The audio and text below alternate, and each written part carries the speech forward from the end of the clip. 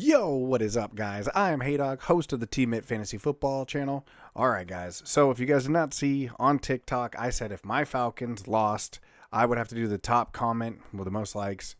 Unfortunately, that means next time I go live on TikTok, which will be linked in the description, I have to wear a dress for the next 10 times that I go live on TikTok. My goodness, not looking forward to that, but go follow me over there. I do a lot of starts and sits, what trades are the best, all that kind of stuff. So if you guys want to check me out. But let's get into this, and I feel like it's only right. Let's get into my Falcons. My goodness, look at this score, guys. 30-0 to the Panthers. I'm telling you, if I didn't just get this brand new Bijan Robinson jersey, I would rip this thing in half. Holy cow, hurts my soul. But I'm looking at the stats right here. So Michael Penix, honestly, guys, so one of his interception was on a wide receiver that slipped. Give credit where credit's due. The other one, the dude just threw a dump off to Bijan and apparently wasn't looking. Now, Bijan Robinson, still goated. He's still going to be the guy. I mean, that's clear as day. Now the biggest issue is Drake London. Is this going to be an every week thing where he's not getting too many receptions? He's not getting looked at too often. Darnell Mooney had 11 targets. Drake London had 8. So I don't know if it was game script because we were down so much or what, but it was not a good look. Then we have the Panthers. Now, Bryce Young didn't even throw for a touchdown, guys. He had 121 passing yards. I mean, realistically, this was not a good look. Chuba Hubbard has 73 yards on 17 attempts. Rico Dowdle is really starting to dig into that. So from a fantasy football standpoint, not a good look. Mind you, they were up a ton, so they were able to run a lot more. But Rico Dowdle gets the rushing touchdown. Bryce Young gets a rushing touchdown. Tet has a decent day. I mean, not really for fantasy. I mean, not what you're looking for from Tet. Ends up with 7.8 points. Everybody else in the Panthers wide receiver room, don't even think. I mean, if you need a flex, then maybe. But it's Tedero McMillan and Chuba Hubbard are the only two options that you can even think about starting for this. The Bengals versus the Vikings. I mean, what the hell was this game? Did any of us see this coming? Realistically, I mean, I figured the Bengals were going to struggle. But whether it was interceptions or it was just fumbles, I mean, it was crazy. The Bengals couldn't get out of their own way. This was not a good look for them. It was realistically, was not a fan of this game at all. Didn't like the game script at all, but it is what it is. Jake Browning goes 19 for 27, so only 8 incomplete passes, 140 yards, 1 touchdown, 2 interceptions. I mean, do they trade for maybe Kirk Cousins? I mean, if the Bengals, they're 2-1. They still have a great team. Jake Browning looked like he struggled, and the Vikings defense last week couldn't stop the Falcons, who obviously the Panthers could. So very confusing about that part. Samaje Perine ends up leading the rushers. This is kind of a very bad look. You can't really judge this at all because it was such a massive blowout. Chase Brown ends up with 10 rushes for 3 yards. Sheesh. That'll hurt the average for your career stats. I'll tell you that right now. But Jamar Chase gets 5 catches for 50 yards. T. Higgins only gets 2 targets. 2 targets, which is not ideal, to say the least, you know? But this was a very weird game. You couldn't really judge it very well. Carson Wentz looked good. Carson Wentz should be the starting quarterback from here on out. I mean, until proven otherwise, JJ, you lost your job, dude. Carson Wentz wants to be here. He looks good. He was throwing the rock. I mean, he didn't really need to because they were up by so much. But 173, 2 touchdowns. Jordan Mason, I mean, if you guys watched my other video, he was the guy that I told you guys to pick up. And Jordan Mason tore it up. Told you guys to trade for Jordan Mason. And you would have been 116 yards off 16 carries and 2 touchdowns. That's what you want. JJ continues to produce. Justin Jefferson, just to clarify. 5 receptions for 75 yards with 7 targets. TJ Hawkinson gets a touchdown. Josh Oliver gets a touchdown. You would love to see it to go to other wide receivers, but it is what it is. Jordan Addison is back next week. Remember that, guys? So if you guys are on a deeper league or whatnot, Jordan Addison may be chilling on the waivers right now. Go pick him up. Go pick up Jordan Addison. He is going to be that Jalen Naylor, I'm guessing, which, I mean, he only had 3 catches for 37 yards, but that's not end of the world, guys, at all. So go and do that. I really think that that's the way to do it. He's going to be putting up points for you for sure. And then we have Steelers, Patriots. Steelers, I mean, is this just the whole season? Is this what it's going to be? Just nail biters? And last week would have been a nail biter if Caleb Johnson doesn't fumble the kick return and just completely screws over the Steelers. The Patriots, they kind of look like they're a team that can't get out of their own way. You know, nothing too crazy or anything like that. But Aaron Rodgers doesn't even have to be that good. I mean, 16 for 23, 139 yards, 2 touchdowns, an interception. The interception did look weird. But realistically, Jaylen Warren, he's still the RB1. I mean, Jaylen Warren alone, just with catches, 5 catches for 34 yards. That's 8 points. So, I mean, he had a good day. Kenneth Gainwell does get the touchdown, which you hate to see if you are a Jaylen Warren owner, but you're still not that mad. I mean, 12, 13 points from Jaylen Warren, you can't be too mad about. Calvin Austin does end up leading the Pittsburgh Steelers in receiving this week, which is very strange, but DK Metcalf ends up getting a touchdown. You love to see that. Calvin Austin really just scored, I mean, half of his yards on that 1 touchdown reception. To me, it is Jaylen Warren and DK Metcalf are your only 2 options. If you need a tight end option, Jonnu Smith is always available, but that's a very deep, deep cut. Then we have the Patriots side of this. So you have Drake May, who is, I mean, if you guys watch this game, Drake May is trying. He is legitimately trying. He is trying to put the team on his back.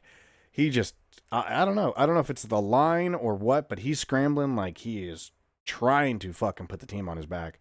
But Drake May ends up rushing also on top of this. So Drake May has over 300 yards rushing and passing.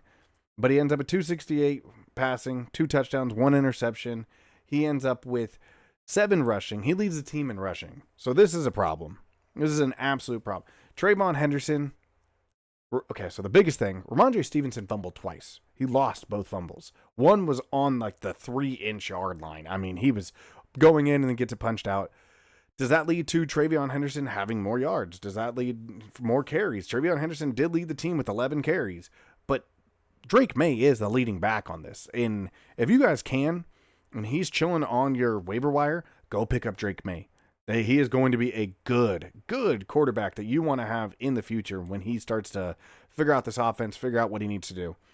Next up, I mean, not next up, sorry. Receiving, Hunter Henry. Holy cow. 8 catches, 90 yards, 2 touchdowns. The next guy on there is Ramondre Stevenson with 3 catches for 38 yards. My goodness.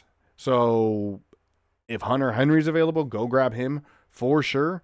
For me right now, Drake May, QB1. He's a great QB option. He's going to have you rushing upside. They're going to be playing down for a majority of the season. And then go get you Hunter Henry. Holy cow. I mean, you'd be crazy not to try to go get him, trade for him.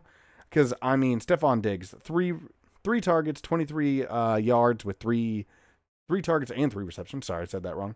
And then Kayshon Boutte, 2 receptions for 28 yards and 3 targets. It's not what you want to see at all. Not what you want to see. But, I mean, this Patriots offense is going to get better throughout the season. They are going to score more. They're going to be more consistent, which is what you want to see. But let's get to the next game. We got the Colts versus the Titans. Man, I will be one for sure. And I can't be the only one. Holy cow, dude. Did any of you guys predict the Colts to be this good? I mean, don't get me wrong. It was the Titans and everything. But they're beating good teams. They're putting up good numbers. Indiana Jones is just going crazy. 228, 1 touchdown. Jonathan Taylor, hey, I drafted him in almost every single one of my leagues. I thought he was going to be a dog. He's being a dog.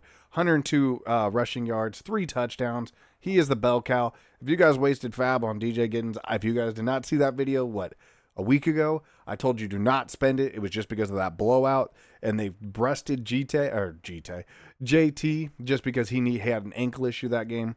But Michael Pittman Jr., 6 receptions, 73 yards, 1 touchdown.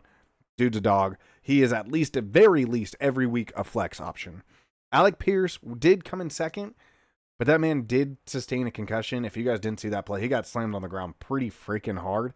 So he was going to be one of those guys that I told you, like, hey, maybe just go pick him up. Let him simmer on your bench. Maybe even go do it now because, concussion. Nobody's going to be looking at him. They're like, oh, he's out, blah, blah, blah. Go sit on him. I mean, he had 4 catches for 67 yards. They're looking for deep shots every single time for Alec Pierce.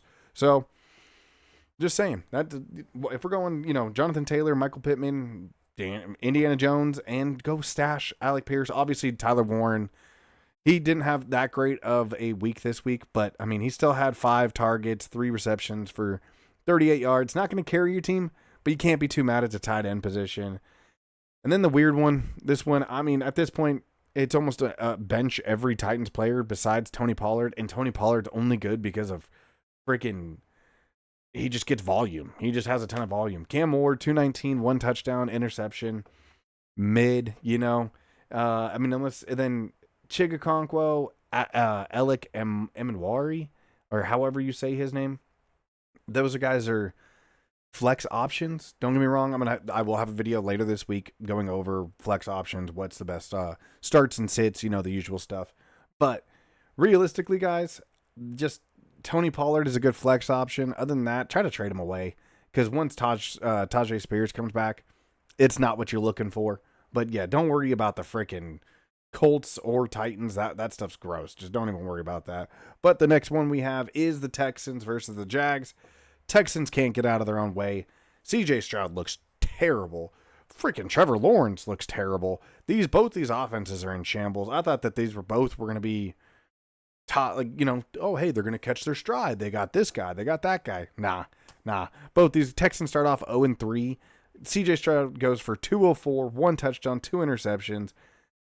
Mind you, that offensive line is bad, but it's not bad enough for you to be trying to, I don't even know. That backfield is up for grabs. Nick Chubb, 9 carries, 38 yards. Woody Marks, 6, 27. CJ Stroud, 4 for 22. This is not a backfield you want to be part of. If you have Nick Chubb, just go see what you can go get. I mean, people are already desperate for running backs. If he's your 3rd, 4th running back, go trade him. He is not worth keeping. It's only a matter of time before Woody Marks takes over, and it's still not even that good because that offensive line is terrible. Then Nico Collins, absolute must start. Go pick up Dalton Schultz. He is getting fed. He had 5 receptions on 6 targets for 39 yards. Nico Collins, 104 yards, 8 receptions, 1 touchdown. Mind you, he was wide booty naked on that touchdown. I don't know what the hell happened to that defense. But other than that, guys, don't start CJ Stroud. Leave that backfield alone. Nico Collins, Dalton Schultz are the only 2 that you even need to think about having.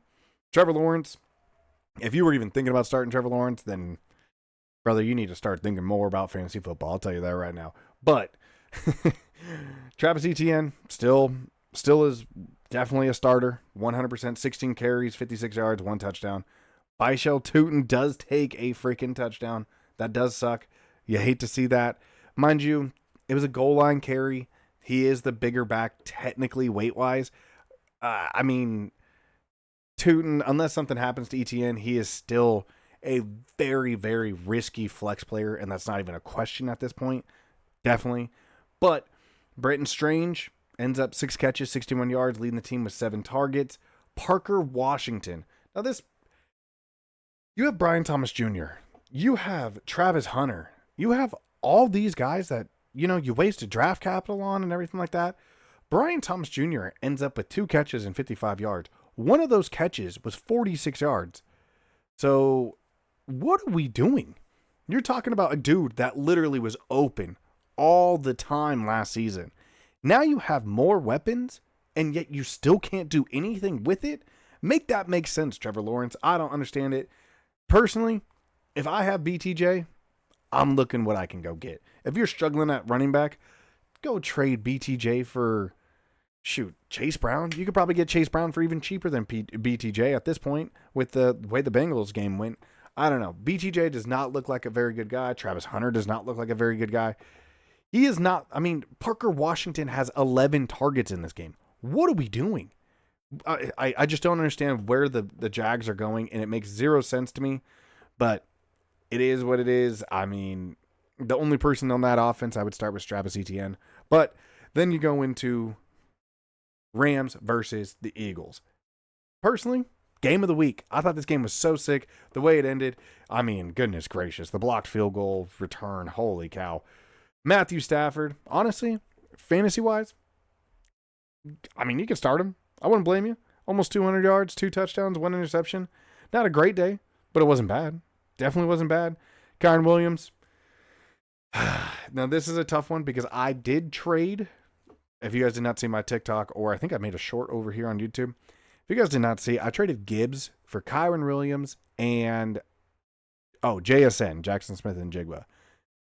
It worked out this week. I mean, Kyron Williams put up almost 20 points by himself. JSN scored 20 points. Definitely worth it this week, for sure. But Kyron Williams is losing touches to Blake Corum, and it is very, very obvious. But Blake Corum is also coming in and breaking 10 yards, then gets stuffed. But Kyron Williams is 3 yards, 4 yards, 5 yards. Like, he is the dirty running back. He is the one that is putting his nose down trying to get yardage. So, for me, Kyron Williams is still a start. Go get you a handcuff at Blake Corum. Go grab you Blake Corum if he's still on the waiver wires. That is not a bad option. Then you have Puka Nacua. Goodness gracious. I mean, Puka Nacua, Devontae Adams, and Kyron Williams. Those guys are the 3 must-starts every single week for this offense because this offense is live and die through those 3. Puka Nacua has a monster day. Devontae Adams has a puts up 14. And, I mean, at this point, you shouldn't have drafted Devontae Adams too early, so you're probably pretty happy with the numbers you're getting. Scores a touchdown. Kyron Williams goes 2 catches for 18 yards and a touchdown. Love to see that. Jalen Hurts on the other side finally has to throw the ball. Not bad. Not bad. I ain't gonna lie. 226, 3 touchdowns. Saquon, kind of a quiet day for Saquon. That defense really put a clamp on him and made sure that they weren't going to lose through him. Problem was, they kind of forgot about A.J. Brown. And A.J. Brown, 6 catches, 109 yards, touchdown.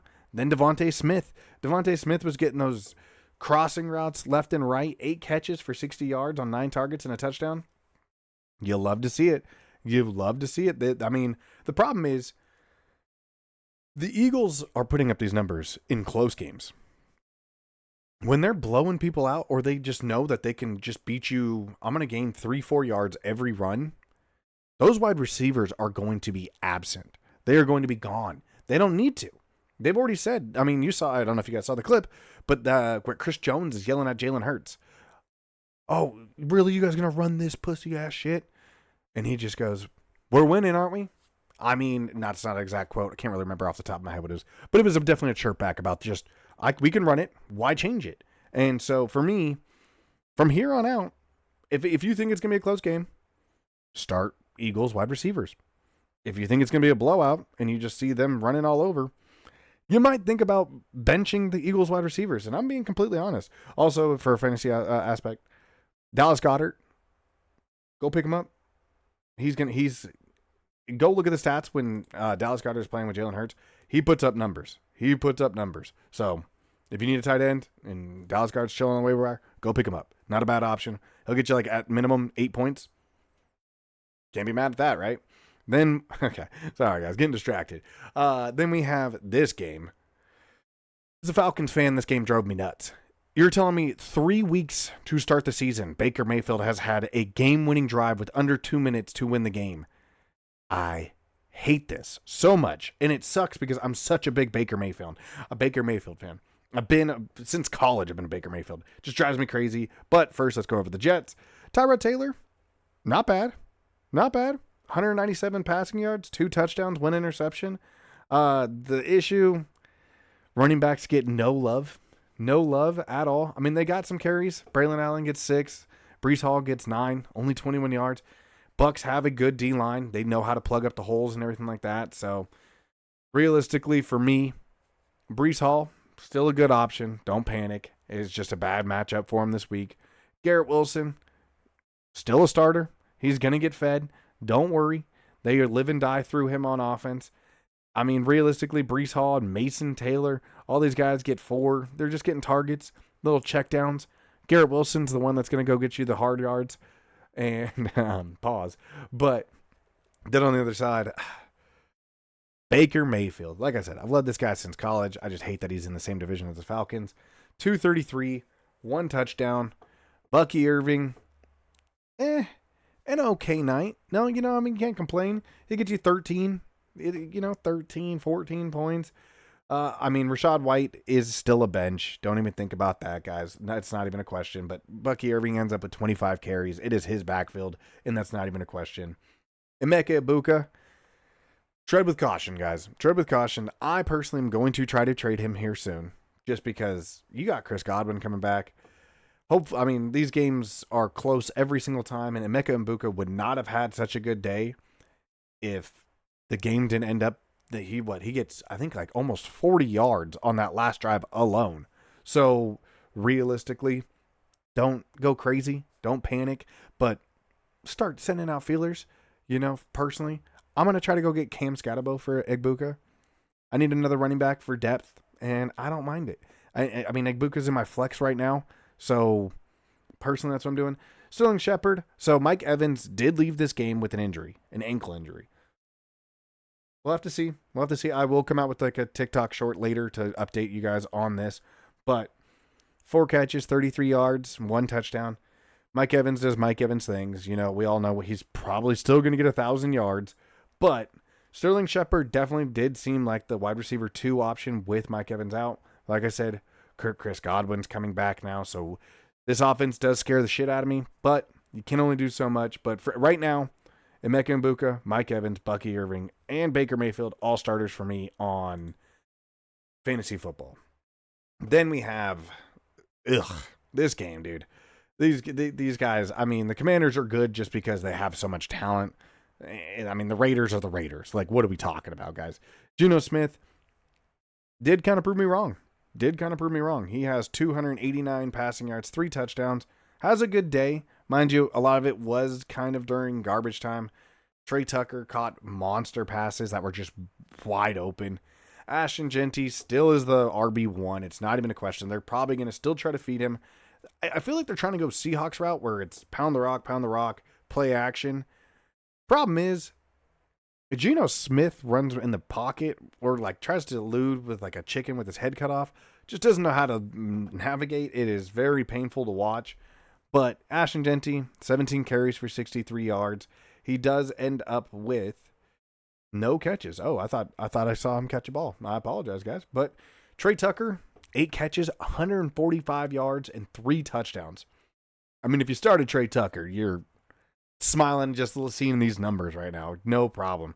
Jacoby Myers still is this team's number 1 wide receiver, but I mean, Trey Tucker was just literally butt naked. Brock Bowers, I don't know if that knee injury is playing more of a factor in this. Not really sure, guys, but there is something going on. So 4 catches for 38 yards. Mind you, I didn't get to see the end of this game because Red Zone wasn't really showing it. So I don't know if they pulled the starters once this game kind of got out of hand. It wasn't a good look. I'll tell you that right there for Brock Bowers owners. Then you have Marcus Mariota. I mean, game manager, 207, 1 touchdown. Can't be mad at that. Jeremy McNichols ends up leading the team in rushing yards, but it was because he rushed for a 60-yard touchdown. So, if you're a Ja'Cory Cross-Get-Merritt, I told you guys in that last video, hey, this is going to be a process. He's a rookie. They are not going to just hand over the reins, just like I think the Giants are going to do. But it's going to have to take some process. It's going to take some time for him to be the number 1 running back in this backfield. I think, honestly, it's Chris Rodriguez's backfield at this point. But Terry McLaurin ends up leading this team with 74 yards and 3 catches. Luke McCaffrey, surprisingly, 3 catches for 56. This team is kind of weird just because of Mariota playing and, they're playing with the backup quarterback. They have to change their offensive schemes. So for this part right here, I personally believe, don't take this with a grain of salt. It's nothing crazy, but it's going to take some time. But the next game is the upset of the day, besides maybe my Falcons. The Browns versus the Packers. Holy cow. Jalen Reed, was that just their offense? I'm so confused on what really made the Packers struggle. I mean, don't get me wrong. Jordan Love got sacked 5 times. 5 times, which is crazy. Absolutely crazy. But my goodness. Jordan Love goes for 183, 1 touchdown. Josh Jacobs has 16 carries and 30 yards. I get that this D-line for the Browns is good, but holy cow. I mean, realistic, Matthew Golden, finally is kind of immersing as that rookie that we've all been hoping for. If you've been sitting on him like I have in a couple of leagues, this is a guy you've been looking for. Josh Jacobs ends up catching 5 catches for 44 yards. I mean, I also picked up Dontavian Wicks. We're going to have to see, guys. This is going to be an interesting one. Josh Jacobs right now is the only solidified starter. Sorry, guys. Goodness gracious. Sorry, I had a Red Bull. Tucker Kraft, still start him. He still ended up with 3 catches for 29 yards. Not what you're looking for, especially after Tucker Kraft last week. And I mean, he's just blowing up. But maybe this Browns defense is good enough to keep them in games. Maybe. But then on the other side, you have Joe Flacco. Doesn't even throw for a touchdown. 142 yards, 1 interception. Their defense 100% kept them in this game. This is Quinshon Judkins' backfield now. And this game made it very, very clear that was the case. 18 carries, 94 yards, 1 touchdown. It is his backfield and his backfield to lose. 100%. David Njoku ends up taking the tight end spot. I mean, realistically, guys, if you're starting a Browns wide receiver, you're grasping at straws at the first place. I mean, they've never been consistent. Cedric Tillman still gets you three catches for 26 yards, no touchdowns. I mean, we knew that this was going to be a defensive battle. I didn't realize it was going to be this defensive. I mean, Joe Flacco only got sacked 2 times for 17 yards. Just a weird setup, very weird game. Njoku takes over the tight end for this game. Don't read into it too much. Harold Fanning still is going to put up numbers. If you spent a ton of fab on him, don't panic. It will get better. It's just a little process. Cedric Tillman definitely. Jerry Jeudy had 5 targets. So like I said, these Browns wide receivers are weird. Same as the Packers. They're still trying to figure out what they're going to do. So right now, don't panic. Sit on all the receivers besides Golden. Tillman you can flex. And then Harold Fanning is going to have better days, just like Tucker Kraft. It was just a weird matchup this time. Then we go into the Broncos versus Chargers.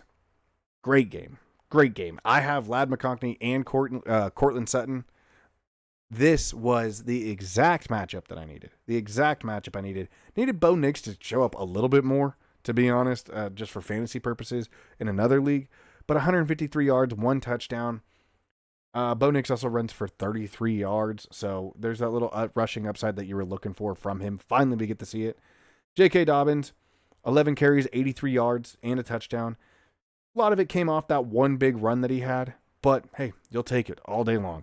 So for right now, J.K. Dobbins is still RB1 in this offense.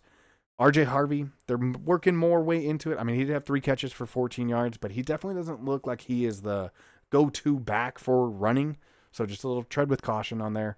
Cortland Sutton, finally back to what he was supposed to be. He gets 6 receptions, 118 yards, and a touchdown, 8 targets. I mean, and there was one ball that Bo Nix missed that it would have been like a 50-yard, maybe touchdown, I believe, to Cortland Sutton. Same to Mims. Mims had, I believe, 2 deep balls that Bo Nix literally is just missing. They're missing it by just, once these Broncos wide receivers and Bo Nix can figure it out, it's going to be to the point where I'm going to be like, they're boom or bust, but my goodness, that boom's going to be huge because he's literally, it's off the tip of their fingers while they're laying out. If he can figure those timings out, this Denver's wide receiver room is going to be deadly. Deadly. Then we go over to the Chargers. Justin Herbert throws for 300, 1 touchdown, 1 interception. The interception was kind of a weird one. It was a tip pass, went right back to the safety, so can't really blame Justin Herbert. Amari Hampton, unfortunately, it's looking like Najee Harris did snap, pop, tear. Not really sure yet. Haven't gotten a full report yet. But it is looking like Najee Harris did do something to his Achilles, so we'll have to wait and see on that. Amari Hampton's backfield now. If you were like me and you drafted Amari Hampton in a lot of leagues, this is what you were hoping for, right? This is what you wanted. Not the way you wanted to it, because I'm not that kind of guy. I did not want to see Najee Harris go down like that. But glad to see Amari Hampton start to perform, so maybe go trade for Amari Hampton right now. I'm guessing he's going to be pretty pricey. But hopefully you already have him. Hopefully you were already sitting on him kind of thing. Quinton Johnston. Sorry, I always want to say Quinton for some reason. 6 receptions for 89 yards, 10 targets. Keenan Allen, 7 receptions, 65 yards, 11 targets. Amari Hampton, 6 catches for almost 60 yards. Ladd McConkey. I always want to say the N at the end for some reason. Sorry. 4 catches for 41. Realistically, guys, it's QJ, Keenan Allen, Omarion Hampton, Lad McConkey. That is it. That is it. Those are the only options. Those are the guys you want.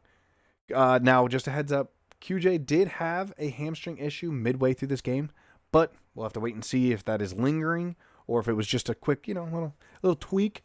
But he did come out of the game, had to go into the medical tent, came back out, play the rest of the game. But something to look out for sure. But on that note, guys, this game is one of my favorites. But then we have this blowout. My goodness, this game was painful to watch. It sucked because it was in the second half of games, the later half of the games. I mean, finally the Saints get blown out like they should have been. Like the Saints have been lingering against these like kind of lesser teams. I didn't think it was going to be the Seahawks that put them in their place. But Spencer Rattler, to me, doesn't look that bad. 28 for 39, 218 yards, 1 touchdown, 1 interception. Alvin Kamara, so these numbers are going to be fluctuated just strictly due to the fact that this was a blowout. Kamara still gets 18 carries for 42 yards. Kendre Miller does poke his nose in there but don't look too much into this, guys. It was a blowout. They sat Alvin Kamara. He's old. You got to give him some more time. Chris Olave, this is what you wanted from Chris Olave. 10 catches, 57 yards, 14 targets. Mind you, like I said, they're getting blown out. It's going to happen a lot this year. So if you can go trade Chris Olave, maybe someone's tired of just having him. You can give out something smaller, maybe a 2-piece for Chris Olave. Go do it. Juwan Johnson still puts up those numbers that you spent your fab on, 100%. Rashid Shaheed, slowly becoming a flex option. Now, if you're watching this, right there, I'm not giving you freaking Emeka Ibuka for Rashid Shaheed. He's been trying to do that, guys. Can you believe this guy? But on the other side of the ball, you've got the Seahawks. Mind you, Sam Darnold could have thrown for way more than this. 218, 2 touchdowns, 14 for 18. I mean, he only had 4 incompletion, guys. Holy cow. Goodness gracious. Kenneth Walker's backfield again, just because Zach Charbonnet was hurt. Now you had George coming in here. Never even heard of this guy. Don't worry about that. It was just more. Kenneth Walker still dealing with injuries too, but he ends up with 2 touchdowns, 38 rushing yards. JSN is going to JSN. Like I said, I traded for him this week. So happy I did. Holy cow. It is, in my opinion, there is only 3 starters on this offense, and it is K9, Zach Charbonnet, and JSN. And Kenneth Walker and Zach Charbonnet, that is week by week, because if they are both playing, tread with caution, because you have no idea who you're going to go up against at all, guys. All right, and then we have the 49ers versus the Cardinals. This game sucked for me. I needed Kyler Murray to have 17 fantasy points to win $315. He put up like 14, maybe. Like the safety that they ended up getting towards the end of the game was worst case scenario. Like literally worst case scenario. Sucked. But it is what it is. Kyler Murray, 159, 1 touchdown. He's really let me down in fantasy. Maybe trying to trade him soon. Maybe try to go read some Drake May. But Trey Benson ends up leading because James Conner is officially ruled out for the season, guys. Sucks because honestly, at the draft party, they were like, oh, here comes James Conner. Here comes James Conner. This is the 1 year I did not draft him.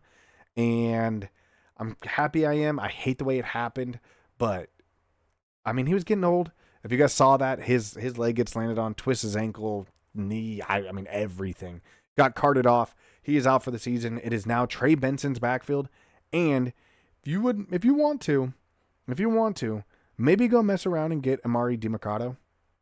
He's going to be Trey Benson's backup, but he will get touches. So just, if you need another running back, go pick up Amari. But then you go to wide receivers. Marvin Harrison Jr. was dropping passes left and right. Should have had a touchdown that he dove for. Nobody even touched him. He just drops it. Then he has a wide open one where he's standing still and just drops it. I don't know. Because, Marvin Harrison Jr. is one of those guys that, give me the ball. I'm open. I'm always open. Brother, when you are open, you're dropping passes. So, for me, it's Trey McBride. Trey McBride, Marvin Harrison Jr., if you want to flex him, I get it. But Trey McBride is his number one. He had 8 targets, 5 catches for 43 yards. That is 100% the number one option. Then Mac Jones, dude. Then you got Mac Jones over here. I mean, 284 yards, 27 for 41, 1 touchdown, 1 interception. They're living and dying through 2 guys right now, guys. It is Christian McCaffrey, Ricky Pearsall. That is it. Kendrick Bourne did catch some passes. He had 6 targets. But other than that, guys, it is those 3.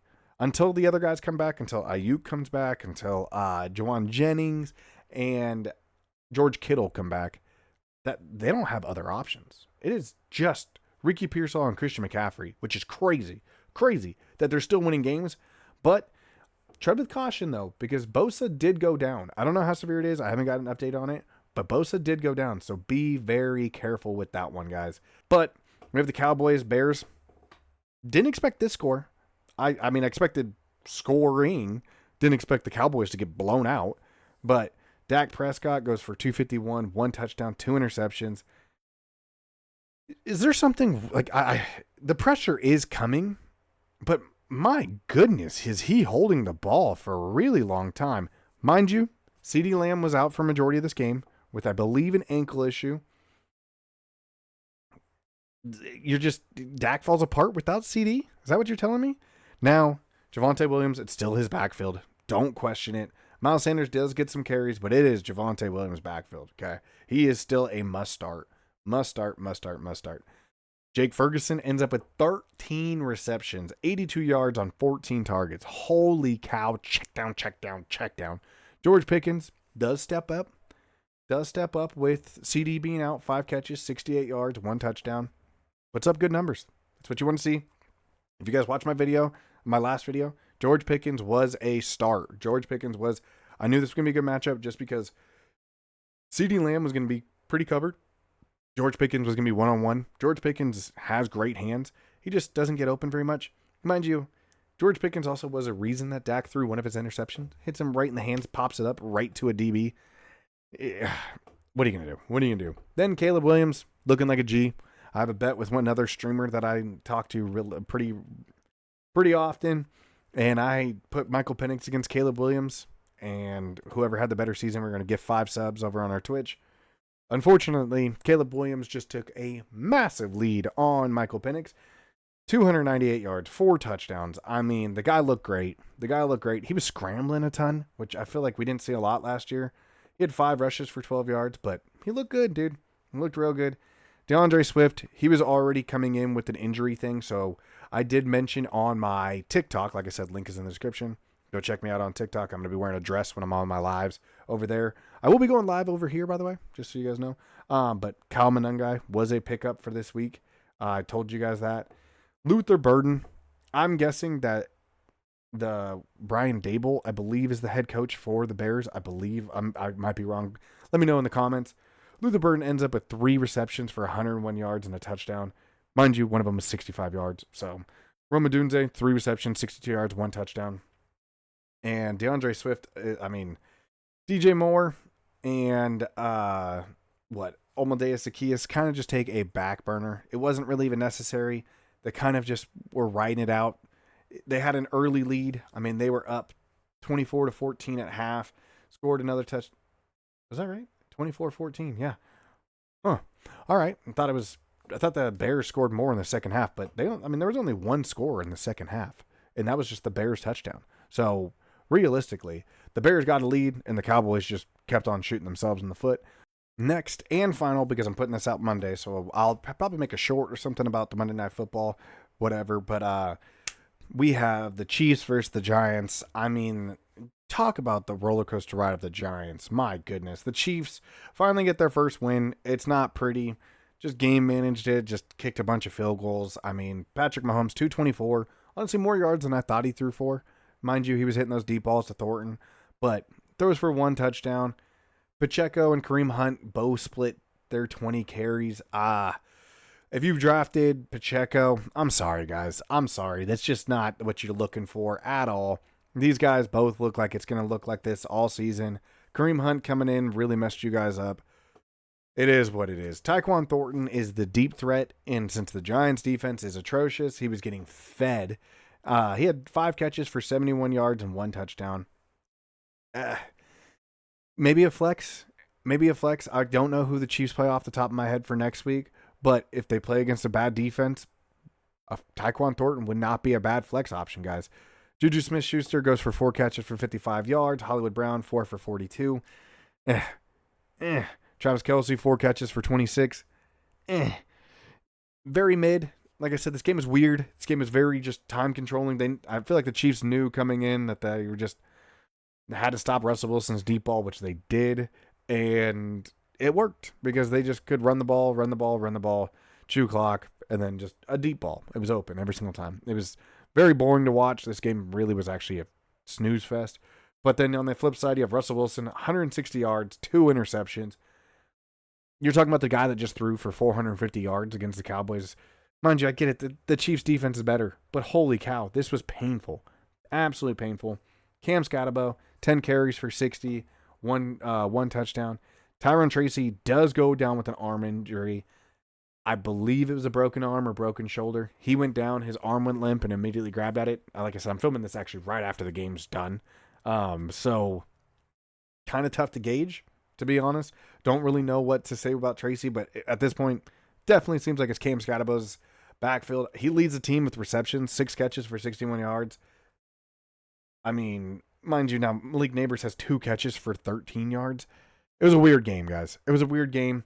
We're riding a roller coaster ride with the Giants, and it's only a matter of time before Jackson Dart comes in here, and he sucks just as bad as Russell Wilson because this offensive line is atrocious. These wide receivers, running backs are not good against good defenses. It is what it is. But on that note, guys, I hope I helped you guys out. I hope you guys enjoyed. Make sure you guys like, comment, subscribe. Promise you I'm going to be posting more videos. But on that note, guys, love you. Appreciate you. Hey, dog out. Deuces.